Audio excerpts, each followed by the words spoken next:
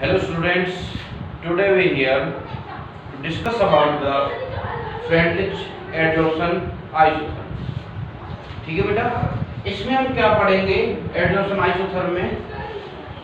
ये असलियत में एडसोर्प्शन आइसोथर्म ही है, फ्रेंडलिच एडसोर्प्शन आइसोथर्म इसलिए इसका नाम दे दिया गया क्योंकि एक जो साइंटिस्ट था फ्रेंडलिच उसने इसको सर्च किया था, उसने उसको डिस्कस किया था, इसलिए इसका नाम है फ्रेंडलिच एडसोर्प्शन आइसोथर्म।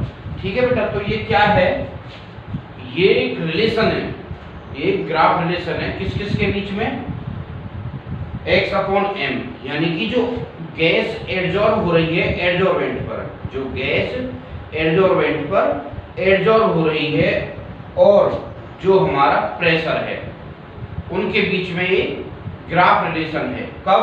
जब हमने टेम्परेचर को कांस्टेंट रखा हुआ है। ठीक है बेटा, यहाँ पे हमने टेम्परेचर को कांस्टेंट रखा हुआ है, ये क्या है, एडजॉर्प्शन हो रहा है, यहाँ पे एडजॉर्प्शन हो रहा है, यानी कि एडजॉर्बेंट पर आकर के टिक रहा है या एडजॉर्ब हो रहा है। ठीक है बेटा, ये क्या है, प्रेशर इधर लगातार इंक्रीज हो रहा है। ठीक है बेटा, तो सबसे पहले हम इसकी डेफिनेशन लिख लेते हैं। एक graph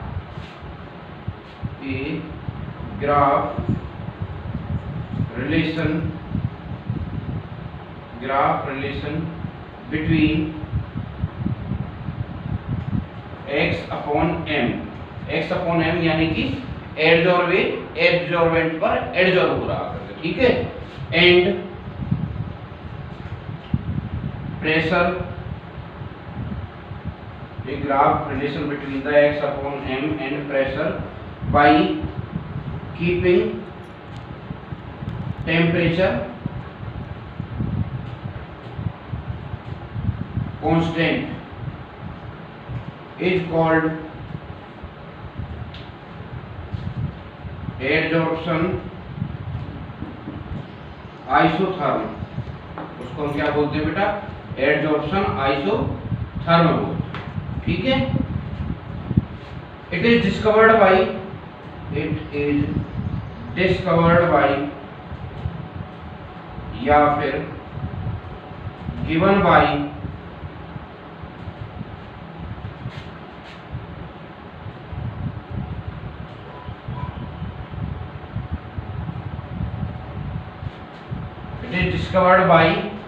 Friendlich, so it is called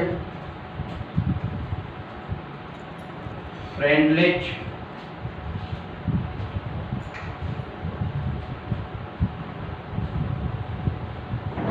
adsorption isotherm। ठीक है बेटा, इसको हम क्या बोलते हैं, Friendlich adsorption isotherm। क्लियर है जी? देखिए बेटा, यहां पर शुरुआत से हम देखेंगे, यहाँ पे क्या होता है। हाँ बेटा, अब थोड़ा ग्राफ की तरफ चलते हैं। ये हो गया हमारा फ्रेंडलिच एडसोर्प्शन आइसोथर्म। ये क्या है, ये क्या है बेटा, कि रिलेशन है। ठीक है बेटा, ग्राफ रिलेशन है x/m एंड प्रेशर के बीच में। अब थोड़ा चलते हैं हम ग्राफ की ओर।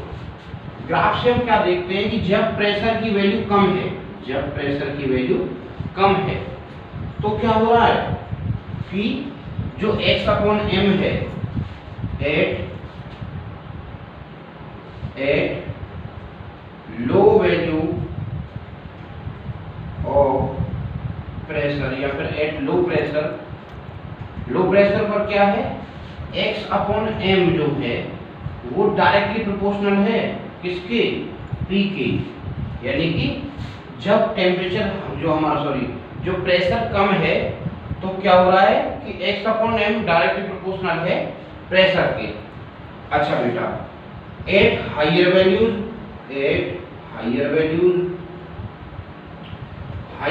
पे क्या हो रहा है, हायर वैल्यूज पे x/m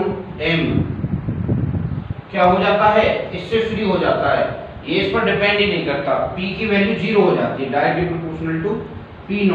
वहां पर प्रेशर का कोई इफेक्ट नहीं रहता है। इसके बाद इस टर्म को पहुंचने के बाद प्रेशर का कोई इफेक्ट नहीं रहता है। ठीक है बेटा, इस टर्म पर पहुंचने के बाद प्रेशर का कोई इफेक्ट नहीं रहता है। उसके बाद इंटरमीडिएट में क्या है, eight intermediate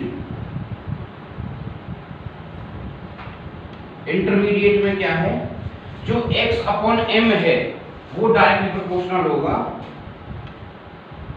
directly proportional to p की पावर 1 बाई n, p की power 1 by n, where n क्या होगा, कोई भी एक इंटीजर होगा, यानी कि यहाँ पर ये इसकी फ्रैक्शनल वैल्यूज पे डिपेंड करता है। ठीक है बेटा, इसकी फ्रैक्शनल वैल्यूज पे डिपेंड करता है।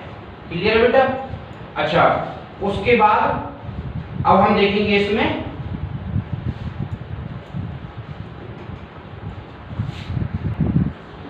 अच्छा बेटा, अब यहाँ पे देखते हैं हम ग्राफ में थोड़ा सा, जो PS है वो क्या है, PS है सैचुरेशन प्रेशर।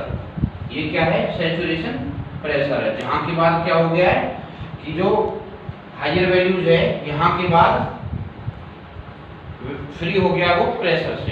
ठीक है बेटा, देन अब हमें देखना है कि जो ये है PS saturation pressure, saturation pressure क्या है कि इस प्रेशर पर आकर के एडजॉर्प्शन एंड डिसॉर्प्शन दोनों बराबर स्टेट में आ जाती हैं, adsorption and desorption equilibrium state में आ जाती हैं। ठीक है, तो आप लिख लेना एक बार इसमें,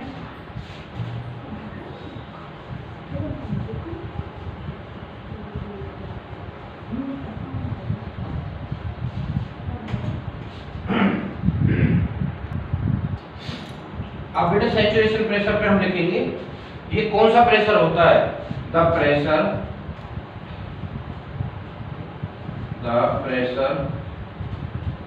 एट विच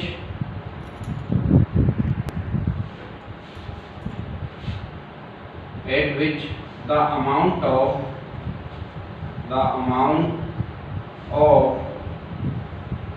adsorption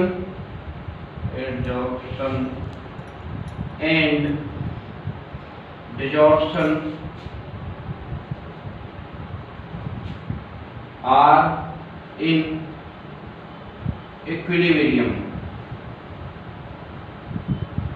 सैचुरेशन प्रेशर वो प्रेशर होता है जहां पर बेटा क्या होता है, अमाउंट ऑफ एडजॉर्प्शन और डिसॉर्प्शन, एडजॉर्प्शन और डिसॉर्प्शन में अच्छे तरीके से अंतर पता है बेटा आपको। ठीक है बेटा, वो दोनों इक्विलिब्रियम में आ जाते हैं, उसको हम बोलते हैं, क्या बोलते हैं, सैचुरेशन प्रेशर। ठीक है बेटा, ये टॉपिक आया समझ में, एडजॉर्प्शन आइसोथर्म। एडजॉर्प्शन आइसोथर्म में हम क्या देख रहे हैं कि x अपॉन m यानी कि जो एडजॉर्प्शन हो रहा है और प्रेशर के बीच में रिलेशन देख रहे हैं, कब, जब हमने टेम्परेचर को कांस्टेंट रखा हुआ। ठीक है बेटा, तब हम इसमें इनके बीच में एक रिलेशन देख रहे हैं। ठीक है बेटा, इसी में हमने पढ़ा सैचुरेशन प्रेशर। सैचुरेशन प्रेशर कौन सा प्रेशर है, जिस प्रेशर पर आकर के एडजॉर्प्शन और डिसॉर्प्शन दोनों इक्विलिब्रियम स्टेट में आ जाते हैं, उसको हम बोलते हैं सैचुरेशन प्रेशर। ठीक है बेटा, नेक्स्ट टॉपिक है हमारा adsorption isobar.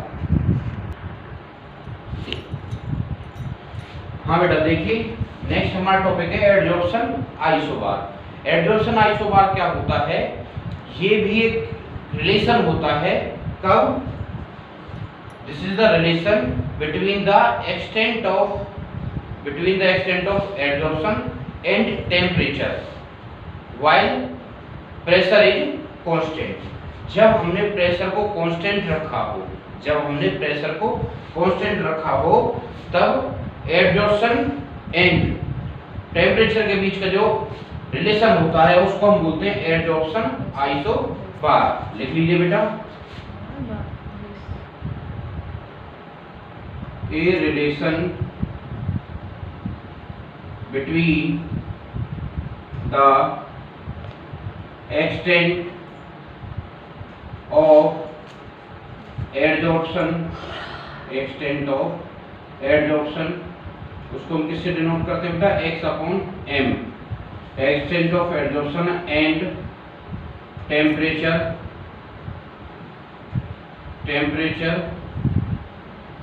Keeping the pressure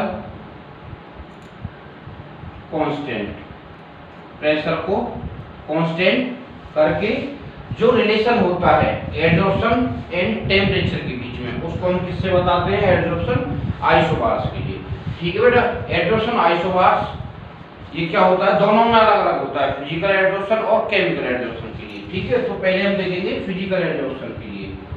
physical adsorption, physical adsorption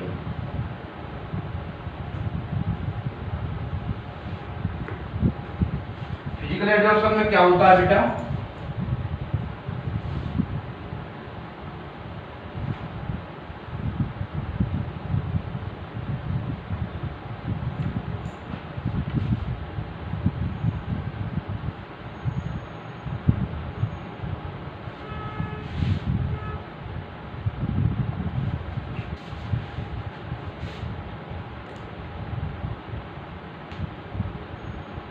कुछ इस तरीके से ग्राफ आता है बेटा, यानी कि जैसे जैसे टेम्परेचर बढ़ता है एड्सॉर्प्शन घटना स्टार्ट हो जाता है। ठीक है बेटा, जैसे जैसे टेम्परेचर बढ़ेगा, कब, जब प्रेशर हमने कांस्टेंट रखा हुआ है, तो जो एक्सटेंट ऑफ एड्सॉर्प्शन है वो घटता चला जाएगा। ठीक है बेटा, घटता चला जाएगा। देखिए द एड्सॉर्प्शन, फिजिकल एड्सॉर्प्शन लिख लीजिए बेटा, physical adsorption decrease with increase in temperature. क्या होता है, फिजिकल एड्सॉर्प्शन डिक्रीज होता चला जाता है जैसे जैसे हम टेम्परेचर बढ़ाते हैं at constant pressure, at constant pressure. This is because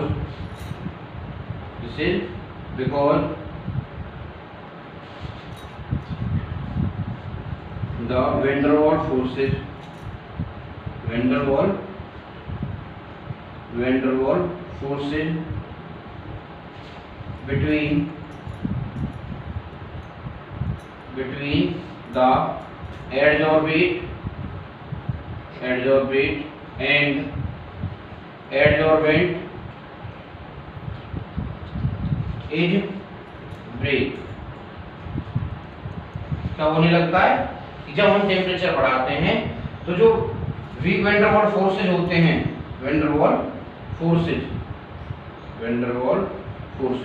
जो वैन डर वाल्स फोर्सेज होते हैं किसके बीच में, एड्सॉर्बेट और एड्सॉर्बेंट के बीच में, वो क्या हो जाते हैं, टूटना स्टार्ट हो जाते हैं, ब्रेक होना स्टार्ट हो जाते हैं। ठीक है बेटा, तो उसकी वजह से फिजिकल एड्सॉर्प्शन क्या होता है, जैसे जैसे हम टेम्परेचर बढ़ाते हैं घटता चला जाता है। ठीक है बेटा। अच्छा, यहीं पे अब हम पढ़ेंगे केमिकल एड्सॉर्प्शन। क्या पढ़ेंगे बेटा, केमिकल एड्सॉर्प्शन।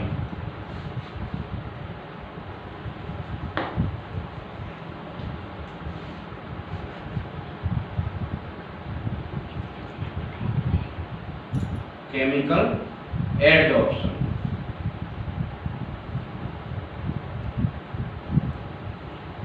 केमिकल एड्सॉर्प्शन का ग्राफ कुछ इस तरीके से आता है।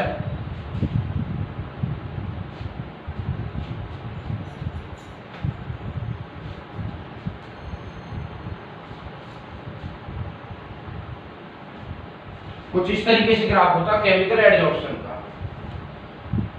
क्या होता है बेटा, शुरुआत में जब टेम्परेचर बढ़ता है केमिकल एड्सॉर्प्शन में, क्योंकि वहां पे बेटा बॉन्ड बनते हैं केमिकल एड्सॉर्प्शन में, तो क्या होता है, उनको एक्टिवेशन एनर्जी मिल जाती है, ताकि पुराने बॉन्ड टूट करके नए बॉन्ड बनने स्टार्ट हो जाते हैं। इसकी वजह से तो शुरुआत में केमिकल एड्सॉर्प्शन बढ़ने लगता है, लेकिन उसके बाद एक टेम्परेचर पहुंचने के बाद उसके बाद क्या हो जाता है कि एनर्जी ज्यादा हो जाती है, तो बॉन्ड टूटने स्टार्ट हो जाते हैं, जिसकी वजह से केमिकल एड्सॉर्प्शन घटना स्टार्ट हो जाता है। ठीक है बेटा, केमिकल एड्सॉर्प्शन घटना स्टार्ट हो जाता है। लिखिए, firstly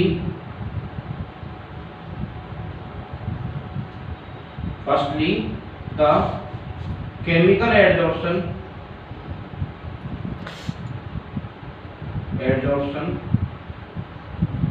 increase with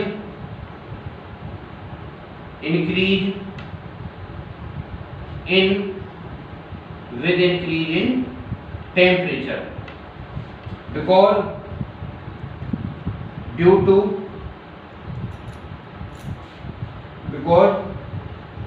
they gain activation energy मिल जाती है।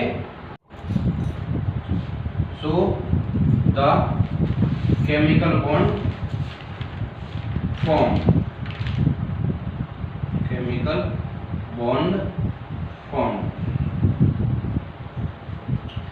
and after that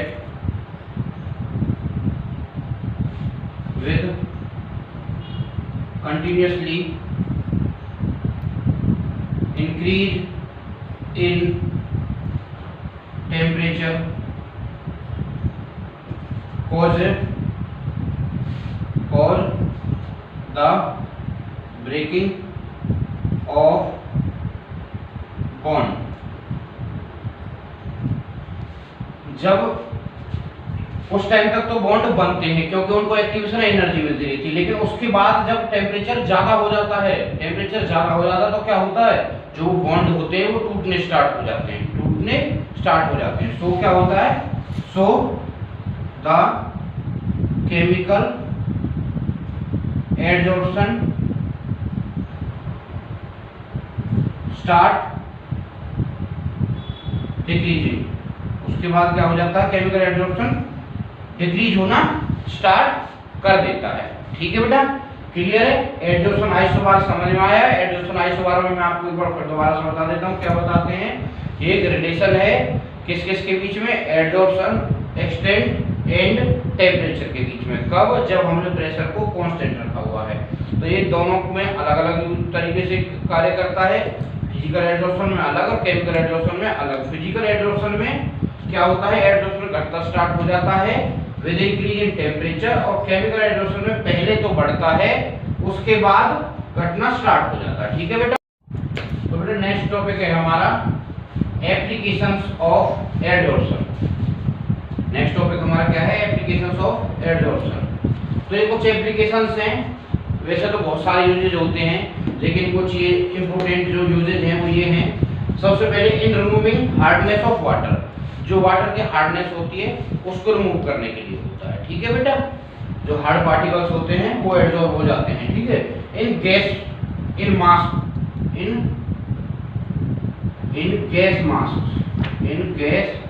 मास्क, जो मास्क होते हैं, जो इंडस्ट्रीज में वर्क करते हैं जहाँ पे बेटा, ठीक है, उनको वहाँ पे होता है एक मास्क का यूज, ताकि क्या होता है, जो वहाँ पर पॉइजनस गैसेज जो होती हैं एनवायरनमेंट में, तो उनको क्या होता है, वो उनको एब्जॉर्ब कर लेता है और अंदर नहीं जाने देता है। ठीक है बेटा।